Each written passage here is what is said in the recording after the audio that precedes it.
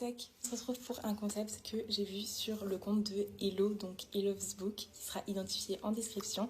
C'est le livre le plus de ma bibliothèque et du coup on a plusieurs catégories et c'est parti. On commence avec le livre le plus addictif de ma bibliothèque et moi je dirais, bon c'est un des plus addictifs parce que j'en ai plusieurs, mais ce sera The South Girl, donc le tome 1 de Aya Estrella.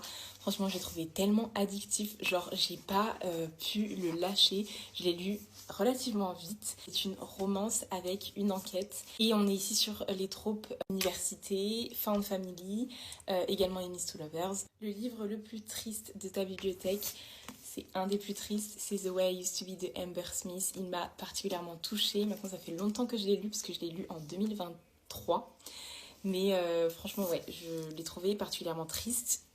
Non mais c'est pas possible cette tête. Le livre le plus drôle, et là ce sera une saga et ce sera Les Campus Drivers. J'ai rarement autant ri avec des livres. Et inoubliable, donc le livre le plus inoubliable. Voilà, Black Blossom, le tome 2, c'est du coup une duologie, une romance MM dans le milieu de la musique. Le tome 2 est pour moi inoubliable, incroyable. En fait, on va suivre Harper et Riley. Ils se rencontrent dans le tome 1. Dans le tome 2, ce sont devenus des adultes. Et juste waouh. Le plus intriguant, je dirais, Parallèle de Elisabeth O'Rourke. Ici, on est sur une romance paranormale avec des éléments de bond dans le temps et de destin liés. Et en fait, c'est hyper intriguant. Toute la lecture, on est en mode, mais comment c'est possible? Mais qu'est-ce qui se passe? Mais qu'est-ce que c'est?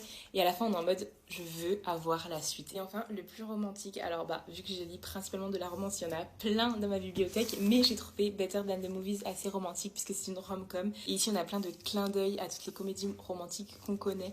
Donc, je l'ai trouvé particulièrement romantique.